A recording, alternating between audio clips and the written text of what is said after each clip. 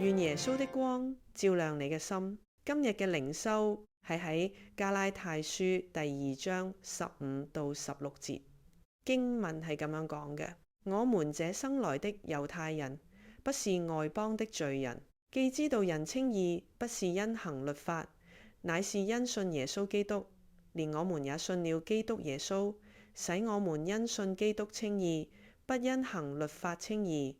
因為凡有血氣的，沒有一人因行律法稱義。願神祝福聽佢話語嘅人。我哋冇一個人可以決定，我哋可以出生喺點樣嘅家庭，點樣嘅文化，點樣嘅膚色，係咪？所以我就咁生出嚟嘅身份係與生俱來，冇辦法改變嘅。但喺呢個信仰入面，基督耶穌俾我哋嘅福音確實平等，無論係猶太人、神嘅選民定係外邦人，每個人都虧缺咗神嘅榮耀。所以經文話俾我哋聽，憑住信心我哋先可以稱義。弟兄姊妹，你信心大唔大？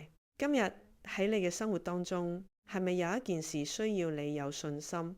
我求聖靈祝福你，加添你嘅信心力量，去面對你要面對嘅文化隔閡。我最近都遇到一啲文化隔閡，喺呢個文化同文化之間嘅交流入面係有困難嘅，因為唔同嘅文化要喺福音入面合一，有一段幾長嘅路要走。但我非常感謝主，就係喺過去1年，我哋同 Graceway 教會嘅合作之下，我哋目前都好順利咁前進緊。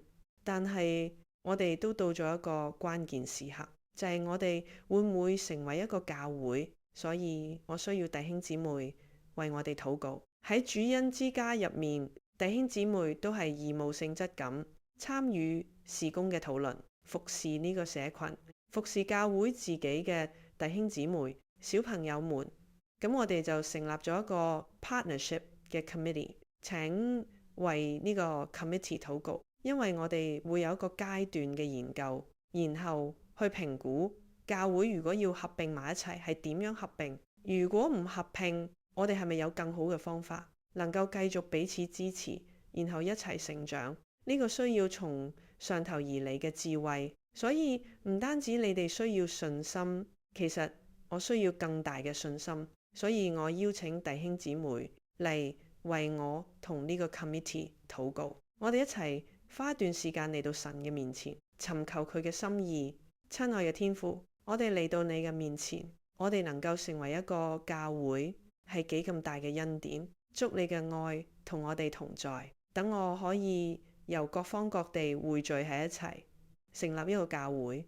喺呢個教會入面，我哋見到信心嘅工作喺度發展。我哋見到主你帶唔同嘅家庭嚟到我哋當中，所以前面嘅挑戰困難雖然大，但知道主你要我哋走呢段路嘅時候，你會同我哋同行。我哋都求主你感動我哋嘅弟兄姊妹喺教會嘅事務上，能夠舉起禱告嘅手嚟參與，因為我哋仰望主。你知道主你必為我哋開路，然後等我可以更深咁經歷你嘅工作喺我哋當中聽。我哋咁樣同心合一嘅禱告，係奉耶穌名求，阿們。